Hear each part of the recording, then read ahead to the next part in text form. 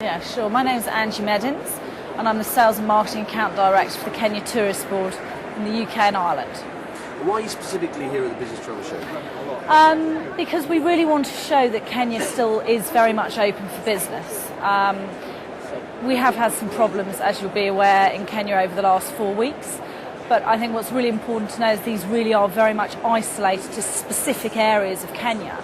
And they're not on the routes that where leisure visitors or business visitors would travel to. They're very much off the safari circuit and away from the beach areas. And how are you getting the word out about these areas that are sort of what stuff that's going on there? How are you getting the word out about these being very specific and not related to leisure or business travel? Well, what we've been doing since the beginning of January is very much trying to keep the trade abreast of the situation. Some of the Kenya trade or some of the UK tour operators and business agents know Kenya very well, and they can pinpoint areas that their visitors shouldn't go to at the moment.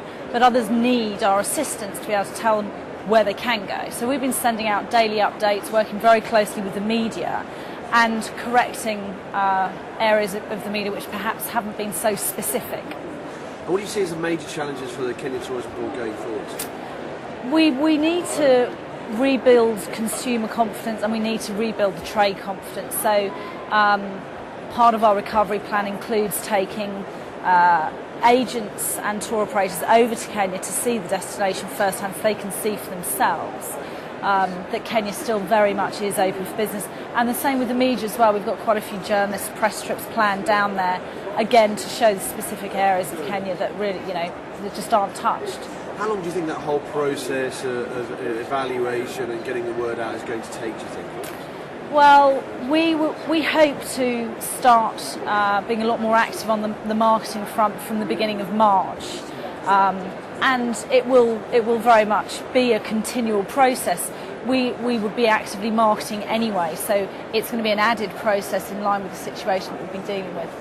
Do you think there's an initial phase where you said about marketing, but are you going to stave off from doing marketing first and do advertising and marketing later on? Exactly. When perceptions have changed, how are you going to work it? Exactly. It's going to be very much trying to get the editorial in the newspapers before we start going out telling consumers to come back with pure advertising.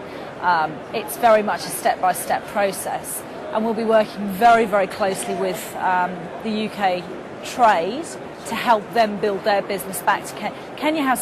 There are so many people who are so passionate about Kenya and who will see it back on its track. We have helped Kenya in the past recover from situations like this, and we've got a lot of people behind us to help us do it. So you're very optimistic about the future in more ways? Absolutely.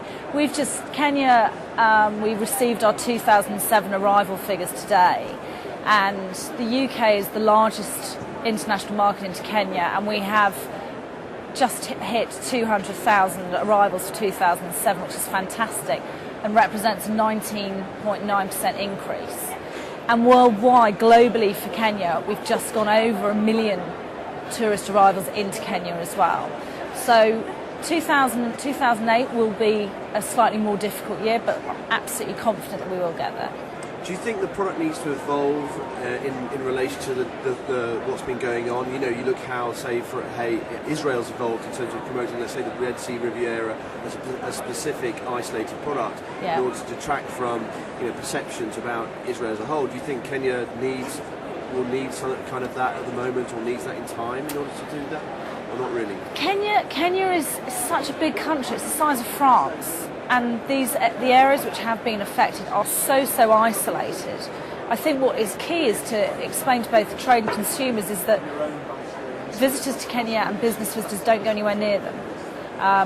So, for example, if you're going to Nairobi, if you're going to a conference in Nairobi, or if you're going to a meeting in Nairobi, you're not going to be going past any of these areas because they're the poorer parts of Kenya. Excellent. And what do you think we can see? How do you see the product evolving over time in terms of new things that are coming online in Kenya that are going to bring tourists back? Well, the product really has evolved enormously over the last 2 years, and we continue to have more and more very exclusive upmarket lodges coming online. We've got a lot more emphasis on the types of activities you can do in Kenya, so the horse riding, safaris. The scuba diving is absolutely phenomenal down on the coast, but a lot of people don't associate scuba diving with the Indian Ocean in Kenya. So these are areas that we're specifically going to promote as well. Thanks very much. Pleasure.